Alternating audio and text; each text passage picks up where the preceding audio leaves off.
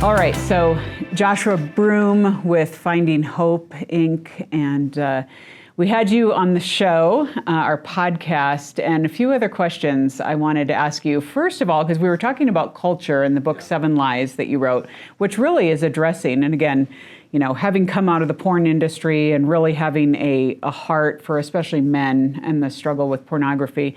But let's talk a little bit about, I think some people don't recognize the frog in the kettle scenario of our culture today, Joshua, of like where we are, like, you know, you're going to walk down to the grocery store and it's not like you just feel like, I better not go in there because, you know, porn. Yeah. But at the same time, why is our culture today, especially for young adults, so conducive to addictive behaviors, especially in the area of sexuality? Yeah, I mean, because of the fall. You know, it's like you look at David. David wasn't where he was supposed to be, and then he saw something he shouldn't have seen, and then he did something he shouldn't have done, and then he tried to cover up what he did.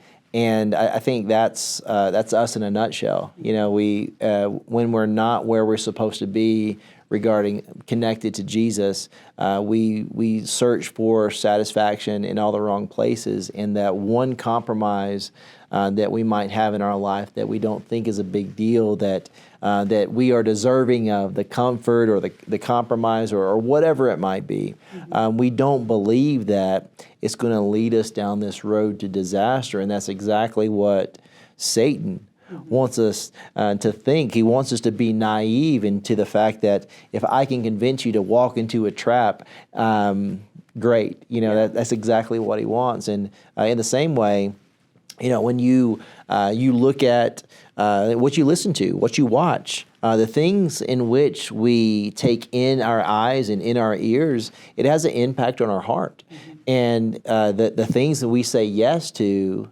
they are indicative of what we will say yes to next. Mm-hmm. And I just don't think we take that seriously. Yeah, I think that's so helpful, you saying that in terms of compromise, because many people watching this will say, oh yeah, no, hardcore porn, no, I'm not going to become a porn TikTok, star. No big deal. Yeah, but the choice of TV, the choice of films, the choice of where they're spending, who they're spending their time with, what that looks like, what they choose to look at, even ads. Yeah. I mean, even the undercurrent of our culture and the way that it desensitizes us to the value of humans and the way that it tells a script about sexuality, I think is so important. Yeah, I mean, I think, you look at society, and I think language is so important. Mm-hmm. And the fact that people cringe when people say pornography, but they feel more comfortable saying adult content. If you think about the messaging in which you're communicating, you're saying this is content that is for adults. This is how adults act. Mm-hmm. Pornography is a word that we find in the Greek New Testament,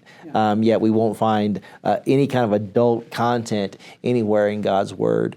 And the same things like same-sex couples in contrast to homosexuality and so on and so on. But I say language matters, but if I can convince, if the enemy can convince you to call something different than what it actually is, what you're going to do is not believe it's that big of a deal. Mm-hmm. Okay.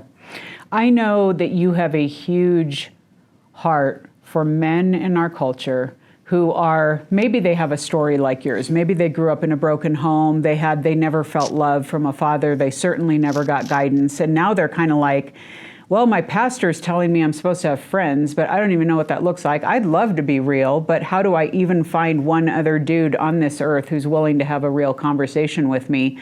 What does it look like for a young man today to go after that? Where do they need to be? What conversations do they need to start? What does this look like? Yeah, I would say to the person searching for a godly friendship and to the person who is looking for a godly relationship, if you focus on becoming the person in which you want to pursue, you'll find yourself in proximity of the people in which you need to be around. But it's as complicated as it might seem. We're just dealing with a fatherless generation, and fatherlessness, it's so nuanced in that you've got people like myself that grew up in homes without a dad. Then you have, the father that's not present because they are parenting through a wound that they had, and they're trying to overcompensate. And while there might be monetary things there for their children, but the thing that they need most is their presence, and they're not available to them. So they feel like, okay, I need to go and find that elsewhere, and I feel disconnected from the thing or the person I want to be most connected to. So it's so complicated. So we're just a wounded generation, starving for attention from the people we need the most attention from, and we're giving our attention to a screen. In the screen, there's a prince of the air. There's an enemy that's trying to destroy us, and we give so much of our attention to screens. Our screens are parenting us. Yeah. And I would say, okay, but to answer your question, how do you seek out friendships? You're only going to be as free as you're honest. You're only going to be as healthy as you're honest. And what that looks like regarding friendships, it's like, man, vulnerability is always going to be the best bridge to connectivity.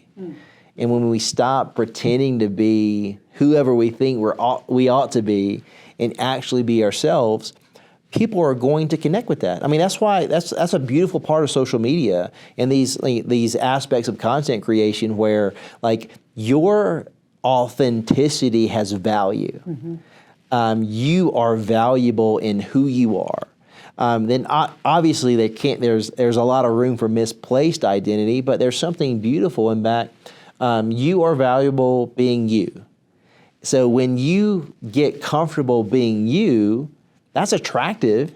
And when you get with other people and you can just be vulnerable and honest and just do life together and stop trying to portray yourself as who you think you're supposed to be so that you can receive the thing that you want to hear, just be real. Yeah. Like I think we're just a generation that's starving for connection, and we're starving for authenticity because we live in this like world that's really fake. It's like the world is constructed by filters and fake things. Yeah.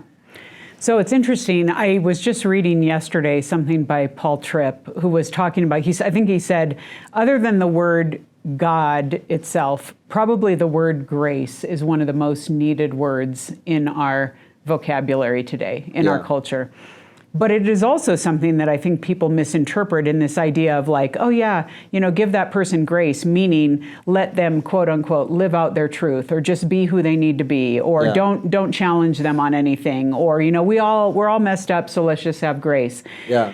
But grace is a big deal in the way that God talks about it. And what's your encouragement, Joshua, to someone who maybe doesn't even know if they've experienced grace? Like, how do you chase after that every day in a way that allows you to rest in your identity while still recognizing, I'm not done yet. God's still working on me. I still have stuff I have to be real about. I still have stuff that I need to be sanctified in. How do you interpret and live out that tension? Yeah, I mean, just look at like what is grace? So grace is unmerited favor that we do not deserve, and mercy is not getting what we do deserve. So who can even give us grace? Well, God.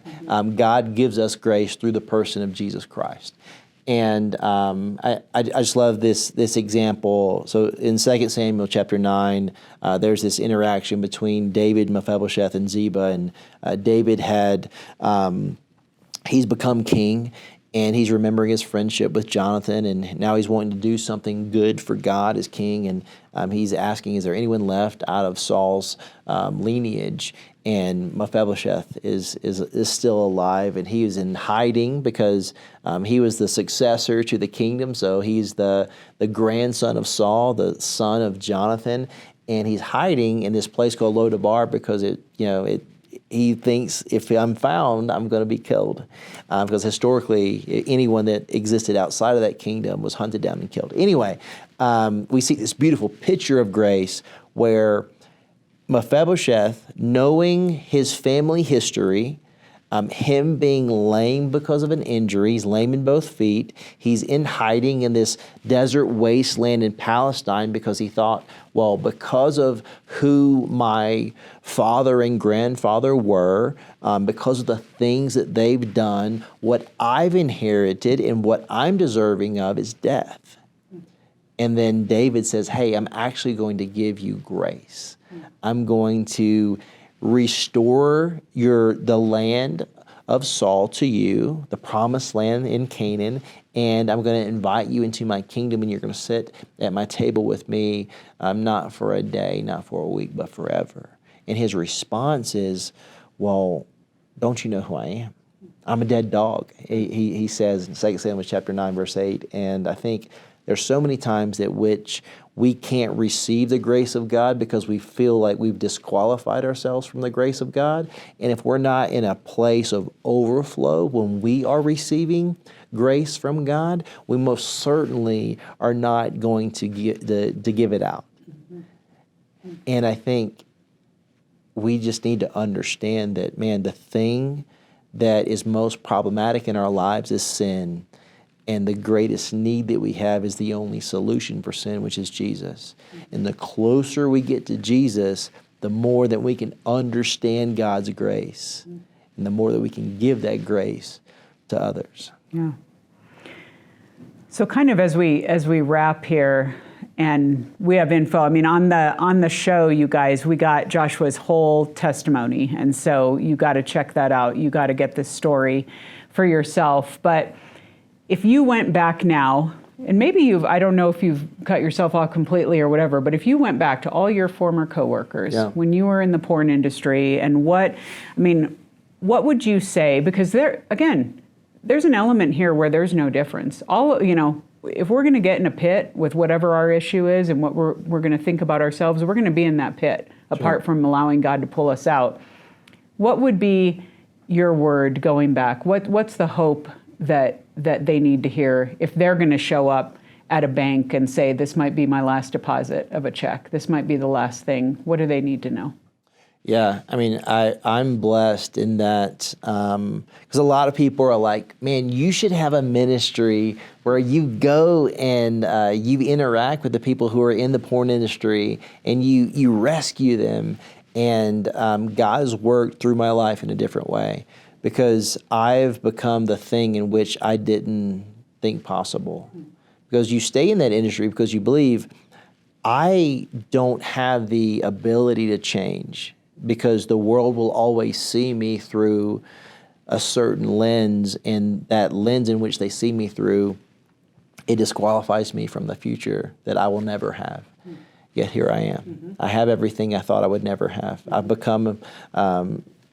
I didn't have the guts to even dream of the life that I have today. Yeah. Specifically a family, having a family and having people honor and respect me. Yeah. I thought I've done too much, I'd gone too far, and no one has gone too far. And whatever drove you to the place to do that the first time, because I know what keeps them there. But thinking back, why did I say yes the first time? Was it someone abused them? Did someone let them down? Did someone hurt them? Did they do something that made them believe that they are now this person and they always have to be this way? It doesn't always have to be this way, because God is that good. Yeah. And on a practical basis, to the person that is in the porn industry, like you're making X amount of dollars and X amount of people know your name and you've got followers and fame and fortune, I know what it feels to have that. And at the end of the day, when you lay your head down on a pillow and you close your eyes, that is when you are familiar most with what's true. That I don't enjoy my life and I wish I was doing something else. And the beautiful thing is, the thing in which allows you to have success in that industry, if you bring yourself to God, He's not going to change everything about you. Like, you were made in the image of God, and there's your charisma, your personality, the things in which you do with excellence, those things in the hand of God, you will do more. There is more for you available. Like it's true. Like there's more. Like Ephesians 3:20 is real. Like God stands ready to do exceedingly abundantly more than you could ever hope or imagine. He will blow your mind, and there's something that you were created to do that you're not doing. So you're robbing yourself of joy, and you're robbing the world from what you could be doing, but it's going to cost you something. In the very same way that Jesus laid down his life for you, it's going to cost you to lay your life down for him. And what you get is everything. Yeah. I love what you say about what is true, because even as you're sharing your own story and your biggest dream of being a husband, being a father, your was is true. Yeah. But this is true too. And God has drawn a line in the sand and given and equipped you with what you need, and also the guys coming alongside you, the mentors you have, to do what you're doing in this season, including being a husband and being a father. Yeah. God is good. Yes, he is. Thank you, brother. Thank you.